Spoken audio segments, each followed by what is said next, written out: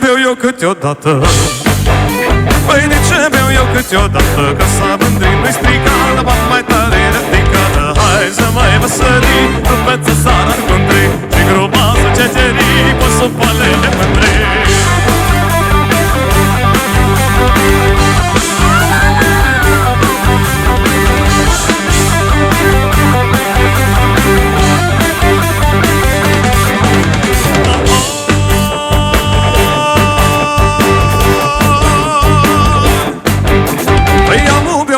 Mi bine, îi am meu ca mi bine, că și pe la lângă mine, că și pe la lângă mine. Hai să mai văsări, rupeță sara în mândri și grumază ceterii, pasul poalele mândri.